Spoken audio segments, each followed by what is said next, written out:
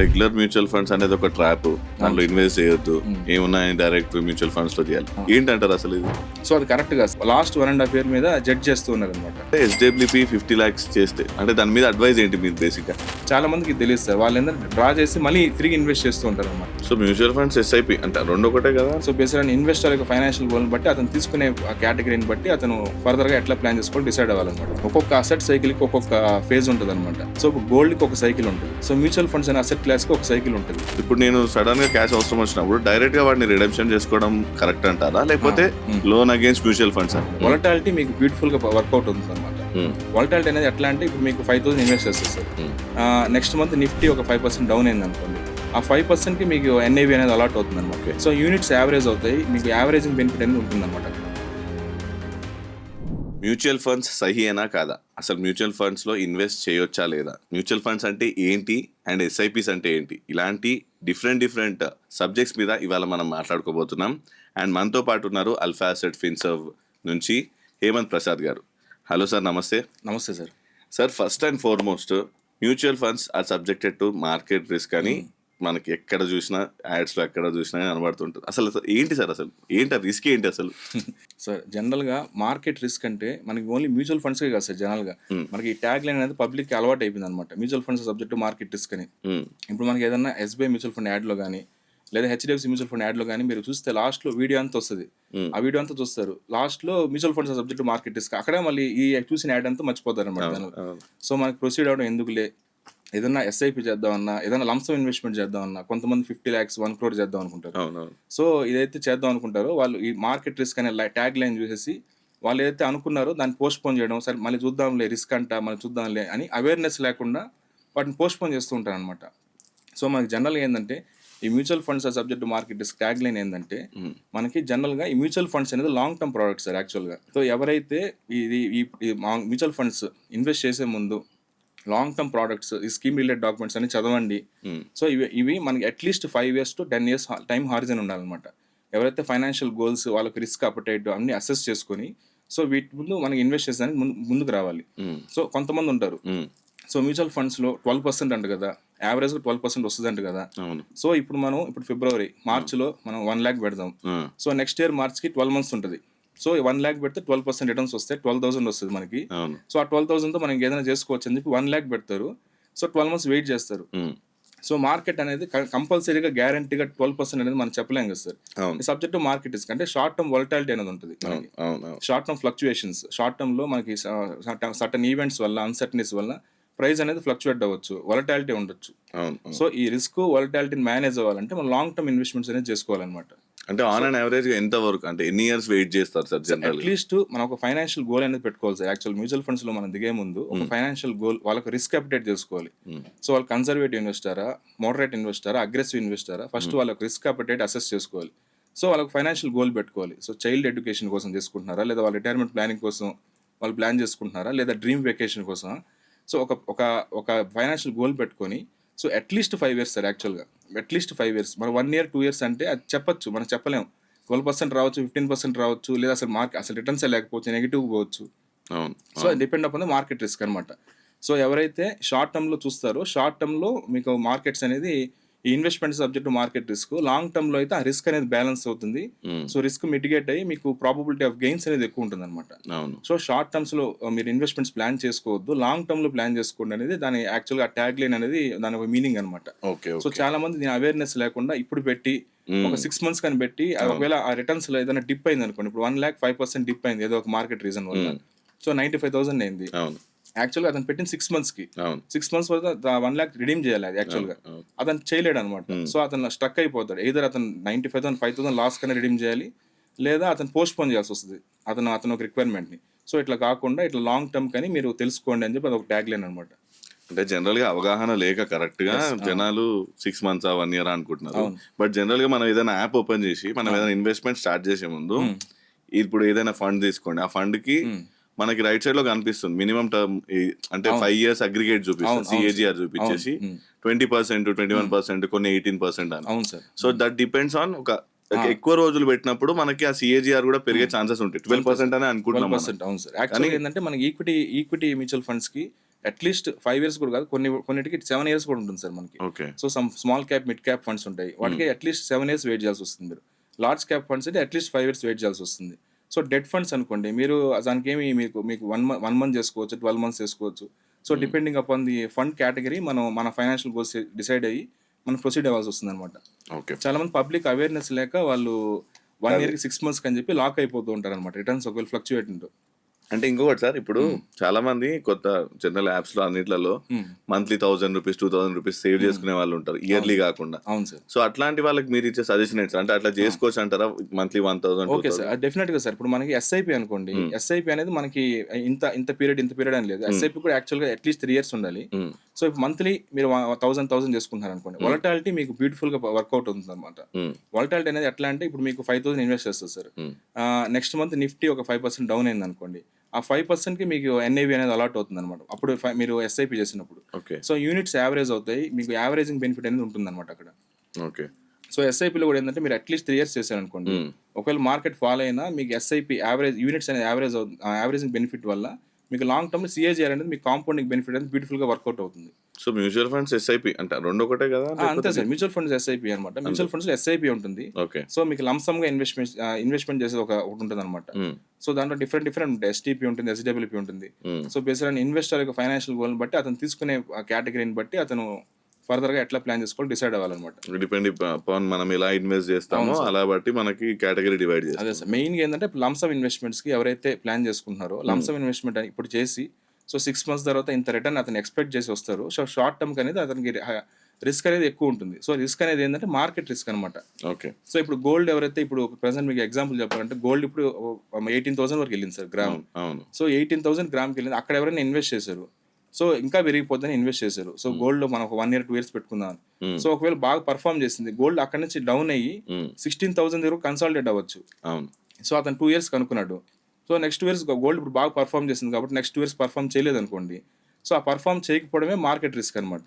Right. So అట్లా అది aggregate అనేది తీసుకునేటట్టు పెట్టుకోవాలి మనం ఇన్వెస్ట్మెంట్ కూడా ఏదైనా. అవును సార్. అండ్ ఇంకోటి సార్, అంటే ఈ మధ్య కాలంలో అంటే ఆల్మోస్ట్ ఒక 2 years అనుకుంటాను, నాకు తెలుసు 1.5 2 years అనుకుంటాను, మ్యూచువల్ ఫండ్స్ అనేవి సరిగా పర్ఫామ్ చేయట్లేదు. అవును sir. Depending upon market volatility కూడా. అవును. సో ఇప్పుడు ఇన్వెస్ట్ చేసే వాళ్ళకి మీరు ఏం చెప్తారు సార్? అంటే అదే సార్, ఇప్పుడు చేయొచ్చు అంటారా లేదంటారా? సార్ చాలా మంది ఇప్పుడు ఆల్రెడీ నేను చాలా మందితో క్లయింట్స్ డీల్ చేస్తుంటాను కదా సార్. కొంతమంది కొత్తగా వచ్చిన వాళ్ళు ఏంటంటే, ఆ మ్యూచువల్ ఫండ్స్ లో మాకు తెలిసిన వాళ్ళు ఎప్పుడో 1.5 year నుంచి ఇన్వెస్ట్ చేస్తున్నారంట, 1 year నుంచి ఇన్వెస్ట్ చేస్తున్నారంట. సో వాళ్ళకి అసలు రిటర్న్స్ లేవంట, అసలు ఎందుకు మ్యూచువల్ ఫండ్స్, దాని బదులు హ్యాపీగా ఎఫ్డి, ఇప్పుడు గోల్డ్ సిల్వర్ చూడండి ఎక్సలెంట్ గా రన్ చేస్తున్నాయి. సో ఎఫ్డీలో పెట్టుకుంటే 6% వస్తుంది, అసలు ఏమీ రిటర్న్స్ లేకుండా మనం గోల్డ్ సిల్వర్లో పెట్టుకోవచ్చు, ఎఫ్డీలో పెట్టుకోవచ్చు, ఈ మ్యూచువల్ ఫండ్స్ ఎందుకు అని చెప్పి వాళ్ళు just based on last 1.5 year మీద జడ్జ్ చేస్తూ ఉన్నారు అనమాట. ఓకే. సో అది కరెక్ట్ కాదు సార్. యాక్చువల్గా మీరు మ్యూచువల్ ఫండ్స్ హిస్టారికల్ డేటా కనుక చూస్తే, మీకు పాస్ట్ ఇప్పుడు మీకు కోవిడ్, మనకి ఏదైతే కోవిడ్ వచ్చిందో, కోవిడ్ తర్వాత నుంచి విపరీతంగా పెరిగాయి. కోవిడ్లో మార్చ్ 2020లో 35% ఓన్లీ నిఫ్టీ 35% క్రాష్ అయింది సార్. సో పోస్ట్ కోవిడ్ తర్వాత మనకి 2021 to 24 ఎలక్షన్స్ వరకు మీరు కానీ చూస్తే విపరీతంగా ఈక్విటీ మార్కెట్స్ అనేది, మీకు అప్పుడు గోల్డ్ సిల్వర్తో కంపారిజన్ చేసి చూడండి. సో ఈక్విటీ మార్కెట్స్ అనేది టాప్లో ఉన్నాయి. సో ఆ 4 years పీరియడ్లో. సో మనం ఏంటంటే, ఒక్కొక్క అసెట్ సైకిల్కి ఒక్కొక్క ఫేజ్ ఉంటుంది అనమాట. సో ఇప్పుడు గోల్డ్కి ఒక సైకిల్ ఉంటుంది, సో మ్యూచువల్ ఫండ్స్ అనే అసెట్ క్లాస్కి ఒక సైకిల్ ఉంటుంది, సో సిల్వర్కి ఒక సైకిల్ ఉంటుంది, అట్లా ఒక్కొక్క అసెట్ క్లాస్కి ఒక్కొక్క సైకిల్ ఉంటుంది సార్. ఇప్పుడు గోల్డ్ సిల్వర్ ఫేజ్ నడుస్తుంది అనమాట. అట్లా మనకి మ్యూచువల్ ఫండ్స్ ఫేజ్ ఏంటంటే లాస్ట్ 4 years లో అవి విపరీతంగా పర్ఫామ్ చేసి, సో బాగా ఎక్కువ పరిగెత్తిన తర్వాత ఇప్పుడు రెస్ట్ తీసుకోవాలి కదా సార్ ఏ అసెట్ అయినా. సో అప్పుడు ఇవి ఈక్విటీ మార్కెట్స్ అనేది ఇప్పుడు రెస్టింగ్ ఫేజ్ లో ఉన్నాయి, అంటే కన్సాలిడేషన్ ఫేజ్ లో ఉన్నాయి. సో ఇప్పుడు గోల్డ్ సిల్వర్ అనేది లాస్ట్ 4 years నుంచి పెద్దగా పర్ఫామ్ చేయలేదు, ఇప్పుడు పర్ఫామ్ చేస్తున్నాయి అనమాట. డ్యూ టు గ్లోబల్ అన్సర్టనిటీస్ వల్ల కానీ కొన్ని రీజన్స్ వల్ల అవి పర్ఫామ్ చేస్తున్నాయి. సో అట్లే ఇప్పుడు గోల్డ్ సిల్వర్ ఇప్పుడు పర్ఫామ్ చేస్తున్నాయి కదా, దాంట్లో పెట్టారనుకోండి, దాంట్లో పెట్టేస్తే నెక్స్ట్ ఒక 4 years గోల్డ్ ఆ కన్సాలిడేషన్ ఫేజ్లోకి వెళ్ళొచ్చు, ఈక్విటీ మార్కెట్స్ పర్ఫామ్ చేయొచ్చు. సో మీరు ఏదైతే అసెట్ చూస్తుందో దాన్ని చేజ్ చేయకుండా, సో మీ పోర్ట్ఫోలియో అనేది డైవర్సిఫై చేసుకున్నారు అనుకోండి. ఈక్విటీ, సో ఈక్విటీలో 70%, గోల్డ్లో 20%, సో 10% వచ్చి డెట్లో, అట్లా డైవర్సిఫై చేసుకుంటే మీకు ఒక్కొక్క ఫేజ్లో ఒక్కొక్క అసెట్ క్లాస్ పర్ఫామ్ చేస్తుంటుంది. సో మీ అసెట్ ఓవరాల్ పోర్ట్ఫోలియో అనేది మీకు బ్యూటిఫుల్గా డైవర్సిఫై అయ్యి, మీకు ఒక్కొక్క అసెట్ క్లాస్ పర్ఫార్మెన్స్, మీకు ఆ డైవర్సిఫికేషన్ అనేది మీకు బెనిఫిట్ అనేది ఉంటుంది. సో అంటే మీరు అన్నట్టే ఇప్పుడు డైవర్సిఫికేషన్ అనేది చాలా ఇంపార్టెంట్. అవును సార్. ఒక ఏదైనా పోర్ట్ఫోలియోకి డైవర్సిఫికేషన్ చాలా ఇంపార్టెంట్. ఇప్పుడు నేను ఒక ఇన్వెస్టర్ అనుకుందాం, ఒక 10,000 నా దగ్గర ఉన్నాయి, మంత్లీ నేను ఇన్వెస్ట్ చేద్దాం అనుకుంటున్నాను. దాంట్లో ఎంతవరకు నేను గోల్డ్ లో పెట్టొచ్చు ఇప్పుడున్న సిచ్యువేషన్స్ కి, ఎంతవరకు సిల్వర్ లో పెట్టొచ్చు, ఎంతవరకు SIPs లో పెట్టొచ్చు, ఇంకా ఏమైనా ఉన్నాయా అంటే ఎలా డైవర్సిఫై చేసుకోవాలి సార్ జనరల్? ఓకే సార్, ఇప్పుడు మీరు 10,000 per month ఇన్వెస్ట్ చేద్దాం అనుకున్నారు. యాక్చువల్గా నేను అసలు ఫస్ట్ మీరు లాంగ్ టర్మ్ ఇన్వెస్టారా అంటే మీ యొక్క ఫైనాన్షియల్ గోల్ ఏంటంటే అసెస్ చేస్తారనమాట. ఓకే, సో మీ రిస్క్ ప్రొఫైల్ ఏంటి, సో మీరు ఎంత కాలం మీరు ఇన్వెస్ట్ నేను ఒక 5 years పెడదాం అనుకుంటున్నాను. ఓకే, అట్లీస్ట్ 5 years అనుకుంటున్నారు. సో 5 years అనేది ఓకే సార్, అంటే SIP పరంగా 5 years అనేది బ్యూటిఫుల్ అనమాట. సో 5 years అంటే మీరు అంటే లాంగ్ టర్మ్ ఉంది కాబట్టి మీరు ఒక ఈక్విటీలో ఒక 80% వరకు based on your risk profile, అంటే నేను ఒక నా పోర్ట్ఫోలియో అనేది ఒకవేళ వొలటాలిటీకి గురైనా నాకు పెద్ద ఇంపాక్ట్ ఉండదు, SIP కాబట్టి నేను యావరేజ్ చేసుకుంటూ పోతాను. So let it, I will be aggressive investor అంటే మీరు ఒక 10,000లో ఒక 70% లేదా 80% తీసుకోవచ్చు సార్ ఈక్విటీ. తర్వాత ఒక 20% మీకు గోల్డ్ సిల్వర్ నాకు ఇన్వెస్ట్ చేయాలని ఉంది అనుకుంటే so gold mutual fund, silver mutual funds లో మీరు ఇన్వెస్ట్ చేసుకోవచ్చు 20,000. లేదు గోల్డ్ సిల్వర్ 15,000 పెట్టుకొని ఒక 5,000 డెట్ ఫండ్స్ లో పెట్టుకోవచ్చు. సో అట్లా మన 80% ఈక్విటీలో ఉంటుంది, 15% గోల్డ్ సిల్వర్ లో ఉంటుంది, 5% డెట్ ఫండ్స్ లో ఉంటుంది. అట్లా డైవర్సిఫై చేసుకున్నారు అనుకోండి. సో ఇప్పుడు మన గోల్డ్ అనేది ఏంటంటే హెడ్జింగ్ లాగా ఉంటుంది సార్ మీ ఓవరాల్ పోర్ట్ఫోలియోకి. సో మీ ఈక్విటీ పోర్ట్ఫోలియోకి గోల్డ్ అనేది హెడ్జింగ్ లాగా పనిచేస్తుంది అనమాట. హెడ్జింగ్ అంటే ఈక్విటీ మార్కెట్స్ పర్ఫామ్ చేసేటప్పుడు గోల్డ్ పర్ఫామ్ చేయదు, గోల్డ్ పర్ఫామ్ చేసేటప్పుడు ఈక్విటీ మార్కెట్స్ పర్ఫామ్ చేయమన్నమాట. సో అట్లా ఒకటి అండర్ పర్ఫామ్ చేసేటప్పుడు ఒకటి బ్యాలెన్స్ చేస్తూ ఉంటుంది. అట్లా ఉన్నప్పుడు మనము ఇది 50 అది 50 తీసుకోవచ్చు కదా సార్? తీసుకోవచ్చు సార్, అంటే అప్పుడు మీకు ఏంటంటే మీరు ఒకవేళ మీరు నాకు లాంగ్ టర్మ్ లో ఒక 15% కావాలి, 18% రిటర్న్స్ కావాలి, అగ్రెసివ్ రిటర్న్స్ ఎక్స్పెక్ట్ చేస్తే ఇప్పుడు అగ్రెసివ్ రిటర్న్స్ అనేది మీకు వర్కౌట్ అవుతుంది అనమాట. ఎందుకంటే గోల్డ్ అనేది మీకు అంత అగ్రెసివ్ గా రన్ అవుతుంది. ఇప్పుడు అంటే మీకు గ్లోబల్ అన్సర్టీస్ రన్ అవుతుంది కానీ సో మీరు అంత అగ్రెసివ్ గా రిటర్న్స్ రాకపోవచ్చు మీరు ఎక్స్పెక్ట్ చేసిన రిటర్న్స్ లాంగ్ టర్మ్ లో. సో అట్లీస్ట్ 12% కూడా రావచ్చు. ఒకవేళ గోల్డ్ 9% పర్ఫామ్ చేసింది అనుకోండి next 5 years. So equity markets 12% perform చేసాయి అనుకోండి. సో ఈ 12 9 ఓవరాల్ గా మీకు 10 or 9 మీకు యావరేజ్ రిటర్న్స్ వస్తాయి అనమాట.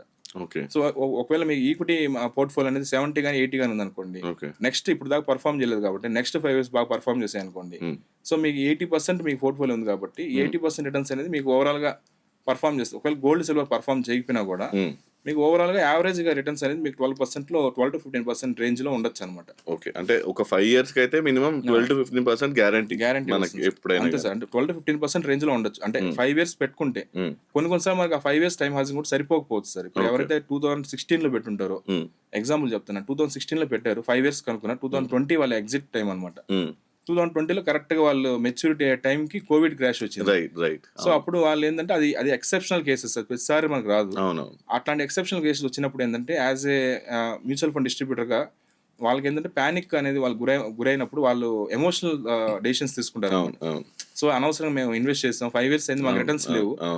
యాక్చువల్గా ఏంటంటే 2016 నుంచి 2019 బ్యూటిఫుల్ రిటర్న్స్ ఉన్నాయి సార్ మీకు హిస్టారికల్ డేటా ప్రకారం చూసుకుంటే.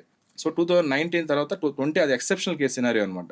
సో వాళ్ళకి ఏంటంటే మీ యొక్క ఫైనాన్షియల్ గోల్కి మీకు వాళ్ళకి మీ అర్జెన్సీ ఏంది, సో మీకు ఇప్పుడు డ్రా చేయాల్సిందేనా లేదా మీకు ఒక రిక్వైర్మెంట్ ఏందని తెలుసుకొని సో దాన్ని ఒక 2 years ఎక్స్టెండ్ చేయడము లేదా వాళ్ళకి అవసరమైన వరకు వాళ్ళు తీసుకోవడము అట్లాంటి డెసిషన్ మేము సజెస్ట్ చేస్తాం అనమాట. సో అప్పుడు 2020లో కోవిడ్ క్రాష్ వచ్చింది, సో వాళ్ళకి 1 year ఎక్స్టెండ్ చేసుకోవచ్చు వాళ్ళకి ఫైనాన్షియల్ గోల్ని. సో మీరు చూస్తే 2020 నుంచి 2021కి మీకు మొత్తం క్రాష్ అయింది, మొత్తం రికవర్ అయ్యింగా ఇంకా ఎక్కువ ర్యాలీ జరిగింది అనమాట మీకు 2020 to 2021 చూసుకుంటే. సో అట్లా మీకు అట్లాంటి ఎక్సెప్షనల్ కేసెస్ వచ్చినా మీ యొక్క ఫైనాన్షియల్ గోల్స్ కొద్దిగా మీరు కానీ పోస్ట్ పోన్ చేయగలిగితే, ఎక్స్టెండ్ చేసుకోవాలి, మీరు అడ్జస్ట్ చేసుకోగలిగితే మీకు బెటర్ పర్ఫార్మెన్స్ అయితే ఉంటుందన్నమాట. ఈక్విటీ మార్కెట్స్ అంటే ఏం లేదు సార్, జస్ట్ మీ ఇండియన్ ఎకానమీ మీద మీరు కాన్ఫిడెన్స్ గా ఇన్వెస్ట్ చేస్తున్నట్టు, ఇండియన్ కంపెనీస్ మీద ఇండియన్ ఎకానమీ మీద మీరు కాన్ఫిడెంట్ గా మీరు ఇన్వెస్ట్ చేస్తున్నట్టు అనమాట. సో మీ మొత్తం మన ఇండియన్ ఎకానమీ ఇంకా పర్ఫామ్ చేయకుండా ఉండిపోతుంది కదా. మన 2015లో ఎట్లా ఉందో ఇప్పుడు ఎట్లా ఉందో ఆ డెవలప్మెంట్ మీకు అర్థమైపోతుంది. సో ఆ డెవలప్మెంట్ మీరు త్రూ రిటర్న్స్ ద్వారా క్యాప్చర్ చేస్తున్నారు అనమాట.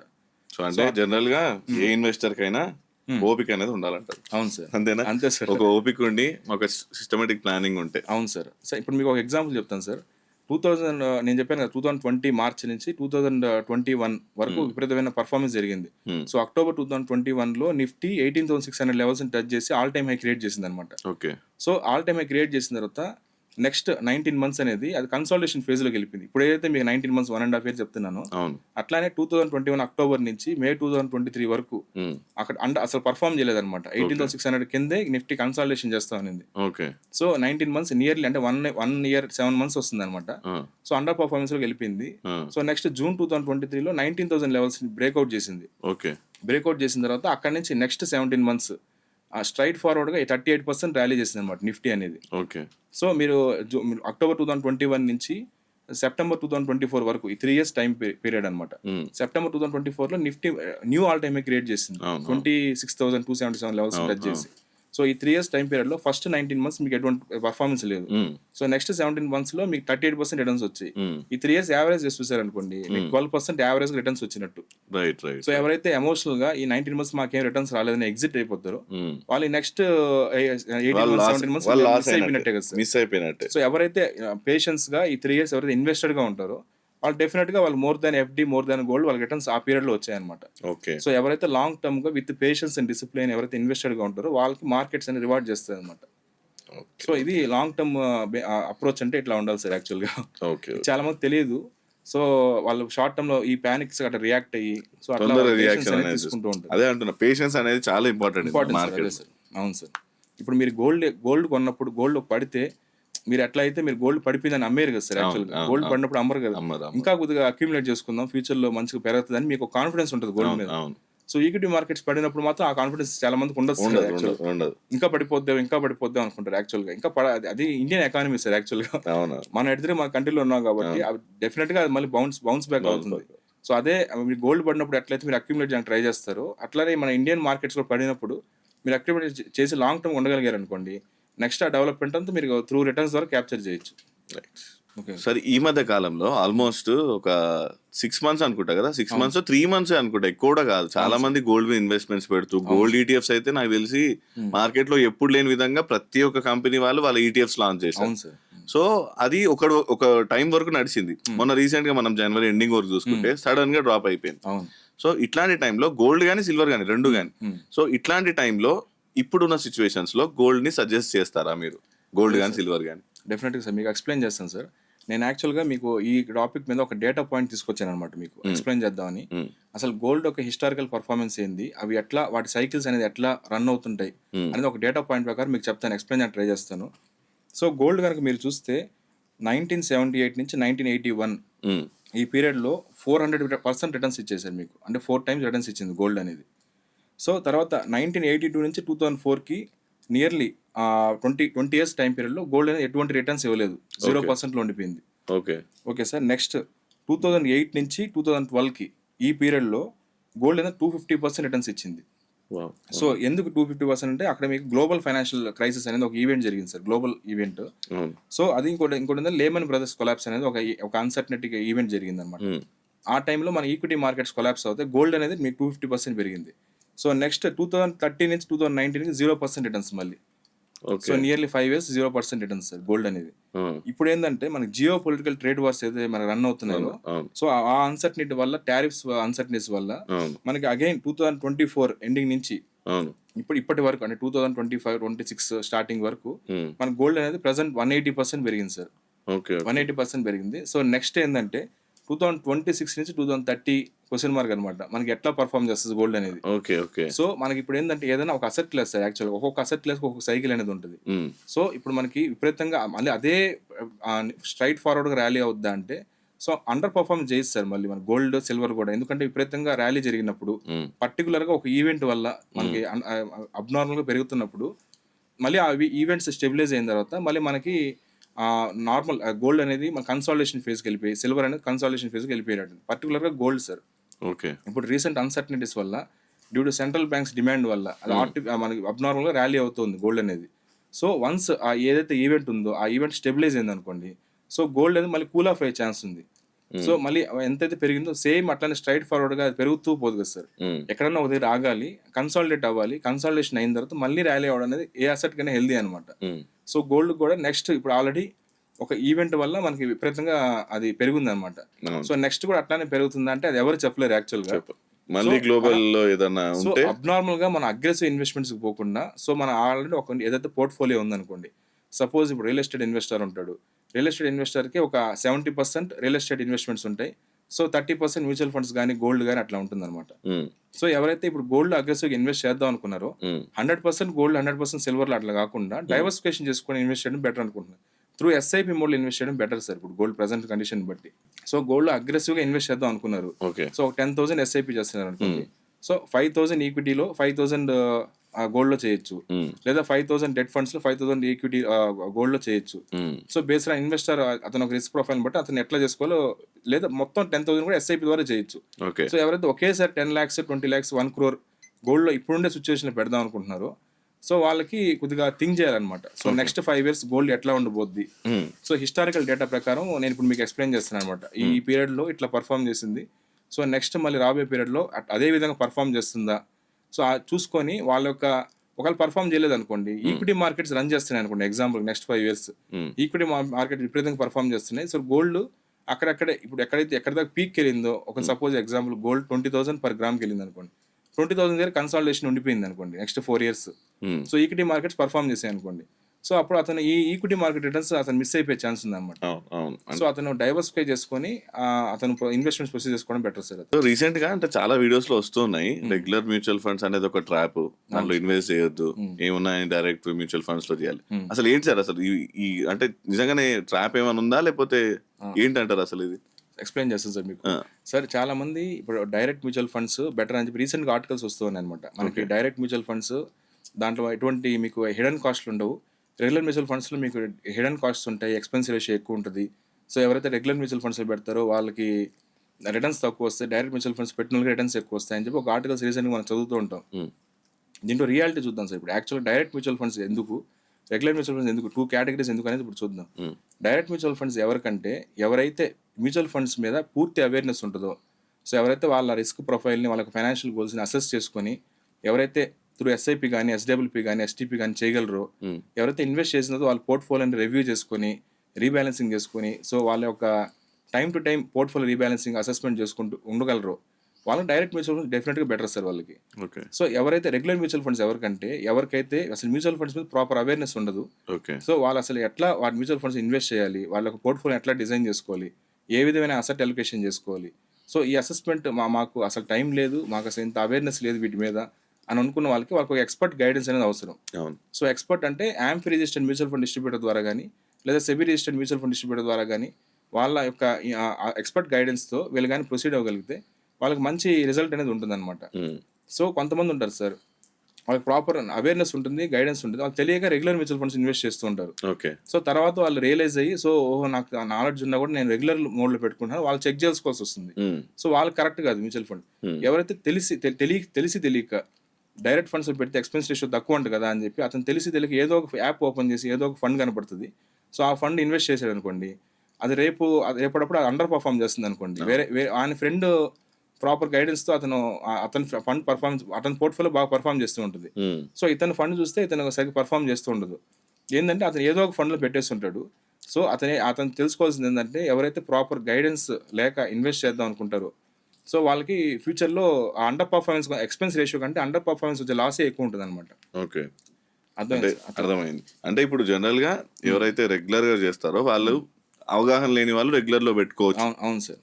ఫుల్ అవగాహన ఉన్న వాళ్ళు మాత్రం డైరెక్ట్ లో పెట్టుకోవచ్చు. అవును సార్. ఎవరైతే ప్రాపర్ నాలెడ్జ్ ఉండదో వాళ్ళు డైరెక్ట్ మ్యూచువల్ ఫండ్స్ లో వాళ్ళ ఎక్స్పెన్స్ రేషియో ఉంటుంది అని చెప్పి ఏదైతే వాళ్ళు ప్రొసీడ్ అవుతారో, ఆ ఫండ్ పర్ఫామ్ చేయకపోతే ఆ ఫండ్ లో ఉన్న లాస్ కంటే ఆ ఫండ్ లో పర్ఫామ్ చేయకపోతే లాసే ఎక్కువ ఉంటుంది ఎక్స్పెన్స్ రేషియో కంటే. సో దాంట్లో కూడా మనకి రిస్క్ ఫ్యాక్టర్స్ అనేవి ఉంటాయి కదా సార్? డెఫినెట్ గా సార్. వాళ్ళ యొక్క ఫైనాన్షియల్ గోల్ ని బట్టి వాళ్ళు ఈ ఎక్స్పర్ట్స్ అనే వాళ్ళు ఇస్తారు. సో వాళ్ళు ఇచ్చిన సర్వీసెస్ కి ఎక్స్పెన్స్ రేషియో అనేది ఉంటుంది. సో ఇన్వెస్టర్ డిసైడ్ చేసుకోవాలన్నమాట ఏది మనకి బెటర్, ఏది సూటబుల్ అనేది. సో ఏదైనా అడ్వైజర్ త్రూ వెళ్తే బెటర్. అంతే సార్. సో ఆ ఎక్స్పెన్స్ రేషియో ఉందనుకోండి, ఎగ్జాంపుల్ ఇప్పుడు ఒక అతనే ఏదో తెలియక ఇన్వెస్ట్ చేస్తున్నాడు, సో అతనికి 12% రిటర్న్స్ వచ్చాయనుకోండి. ఇంకొక అతను త్రూ ఎక్స్పర్ట్ గైడెన్స్ ద్వారా సో ఎప్పటికప్పుడు పోర్ట్ఫోలియో రీబ్యాలెన్స్ చేసుకుంటూ ఉంటాడు, అతను రెగ్యులర్ మ్యూచువల్ ఫండ్స్లో ఇన్వెస్ట్ చేస్తున్నాడు, సో అతనికి 14% వచ్చింది అనుకోండి. సో ఈ 2% డిఫరెన్స్ అనేది చాలా లక్షల్లో డిఫరెన్స్ ఉంటుంది లాంగ్ టర్మ్లో. సో అది రెగ్యులర్ మ్యూచువల్ ఫండ్స్ అది కరెక్ట్ కాదు అనేది, అది ఓవరాల్గా అది కన్క్లూజివ్ ఎవిడెన్స్ కాదు సార్ ఇది. ఓకే. సో ఇన్వెస్టర్ డిసైడ్ చేసుకోవాలి అతనికి పూర్తి నాలెడ్జ్ ఉందా లేదా, అతనికి లేదు నాకు గైడెన్స్ కావాలనుకుంటే వాళ్ళు ఇన్వెస్టర్ని బట్టి అది వాళ్ళు సెలెక్ట్ చేసుకోవచ్చు. సరే, ఇప్పుడు జనరల్గా మ్యూచువల్ ఫండ్స్లో నేను ఒక 2 lakhs 3 lakhs వరకు నావి అందులో ఉన్నాయి అమౌంట్. ఓకే. సో నాకు సడన్గా క్యాష్ అవసరం వచ్చింది. ఓకే. సో ఇప్పుడు నేను సడన్గా క్యాష్ అవసరం వచ్చినప్పుడు డైరెక్ట్గా వాటిని రిడెంప్షన్ చేసుకోవడం కరెక్ట్ అంటారా, లేకపోతే రీసెంట్గా అంటే నేను చూసాను లోన్ అగేన్స్ట్ మ్యూచువల్ ఫండ్స్ అని, సో అట్లా చేస్తే బెటర్ అంటారు? ఏది బెటర్ సార్? చాలా పర్ఫెక్ట్ క్వశ్చన్ సార్. చాలా మందికి మ్యూచువల్ ఫండ్ ఇన్వెస్ట్ చేస్తూ ఉంటారు సార్. సో వాళ్ళ పోర్ట్ఫోలియో బ్యాలెన్స్ నడుస్తూ ఉంటాయి.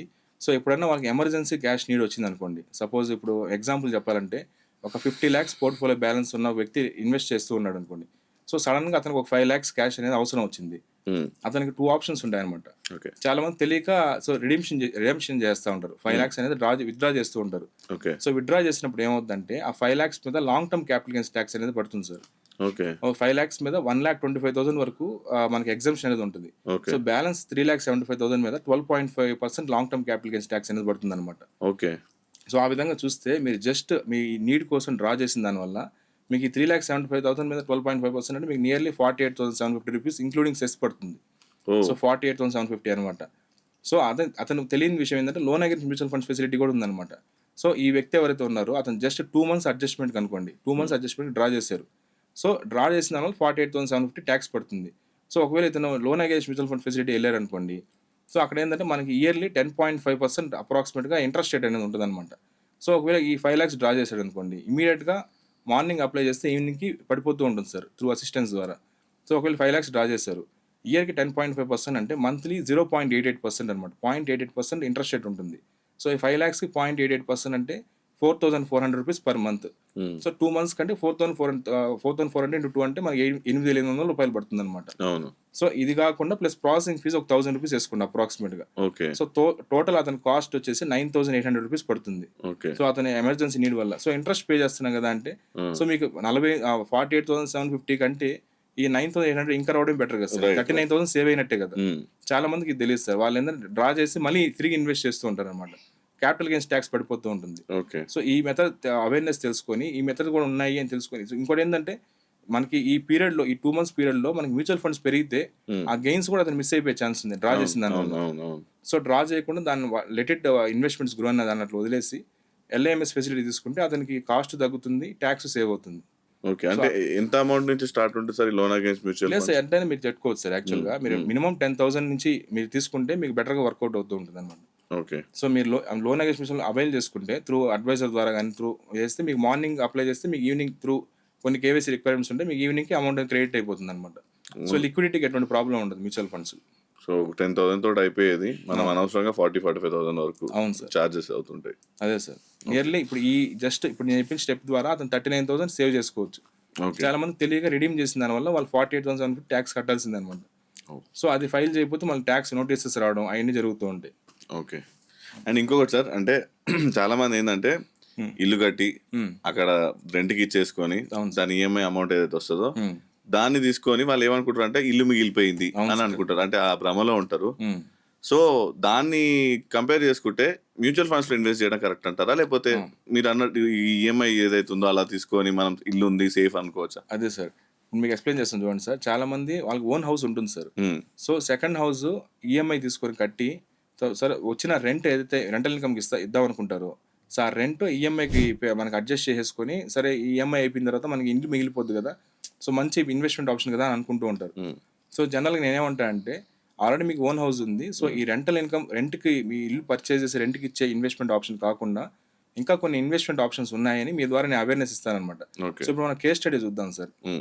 యాక్చువల్గా ఏంటంటే ఇప్పుడు ఒక 1 crore ప్రాపర్టీ తీసుకుందాం. ఓకే ఒక 1 crore హౌస్ ప్రాపర్టీ ఒక పర్సన్ ప్లాన్ చేస్తాను అనుకోండి హోమ్ లోన్ తీసుకొని.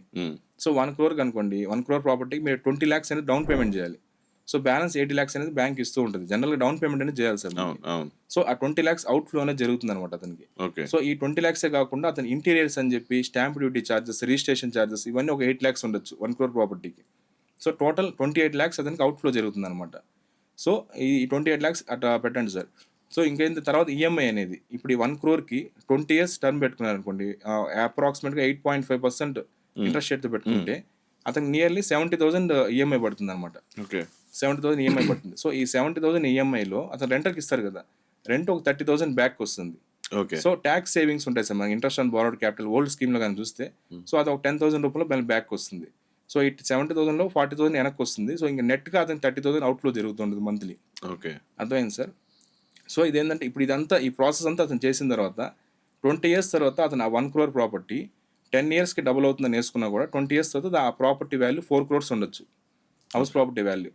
సో ఇప్పుడు మీకు సెకండ్ ఆప్షన్ చెప్తాను. ఇప్పుడు ఇదే ప్రొసీజర్ మీరు మ్యూచువల్ ఫండ్స్ ద్వారా వెళ్ళుంటే మీకు ఎట్లా రిజల్ట్ అనేది ఉంటుంది మీకు ఎగ్జాంపుల్ చెప్తాను.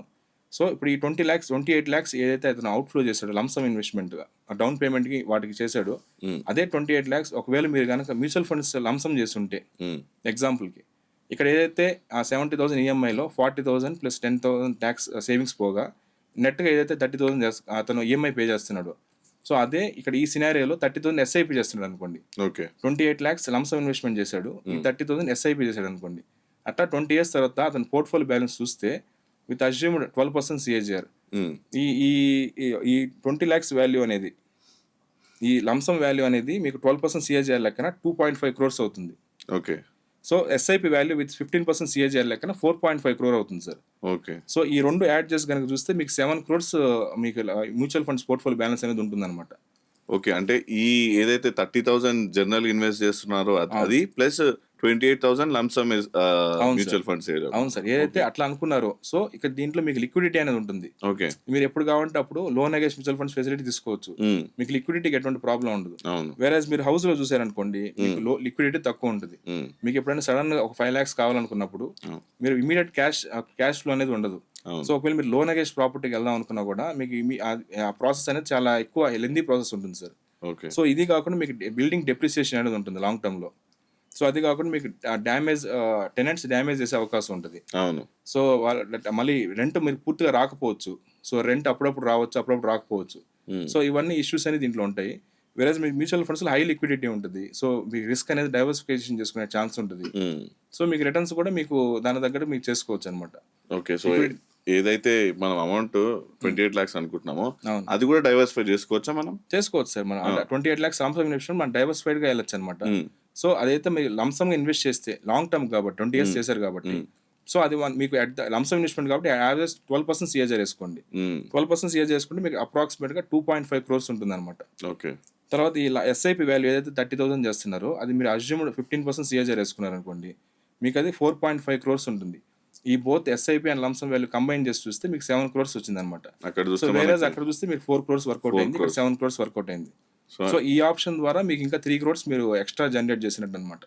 సో ఆ విధంగా ఇన్వెస్టర్ వాళ్ళ రిస్క్ ప్రొఫైల్ బట్టి వాళ్ళు ప్లాన్ చేసుకోవచ్చు సార్. ఓకే సో అంటే ఇదనే కాదు, నాకు తెలిసి ల్యాండ్ మీద ఇన్వెస్ట్మెంట్ చేసుకునే వాళ్ళు కూడా sir better they go for mutual funds. అంతే సార్. అంటే ఒక ల్యాండ్ కొన్నప్పుడు 2 lands ఉన్నప్పుడు 3 lands ఉన్నప్పుడు 4th కూడా ల్యాండ్ దగ్గరికి పోకుండా రైట్ ఇట్లాంటి ఆప్షన్స్ కూడా ఉన్నాయని మీ ద్వారా నేను పబ్లిక్ అవేర్నెస్ ట్రై చేస్తున్నాను. అర్థమైంది. సెకండ్ ఆప్షన్ అనేది ఎప్పుడైనా కానీ మళ్ళీ సేమ్ ఇన్వెస్ట్మెంట్ కాకుండా we need to be diversify అవును సార్, లైక్ మ్యూచువల్ ఫండ్స్. అంతే సార్. సార్ ఇంకొకటి ఎస్డబ్ల్యూపీ అంటే ఏంటి సార్? అండ్ ఇంకోటి ఏంటంటే ఎస్డబ్ల్యూపీ 50 lakhs చేస్తే అంటే దాని మీద అడ్వైజ్ ఏంటి మీరు బేసిక్గా? సార్ ఎస్డబ్ల్యూపీ అంటే సిస్టమేటిక్ విత్డ్రాయల్ ప్లాన్ సార్. ఎవరైతే మంత్లీ రెగ్యులర్ ఇన్కమ్ కావాలనుకుంటారో ప్లస్ వాళ్ళ క్యాపిటల్ కూడా అప్రిషియేట్ అవ్వాలనుకుంటారో వాళ్ళకి ఈ ప్లాన్ అనేది బెటర్గా వర్కౌట్ అవుతుంది అనమాట.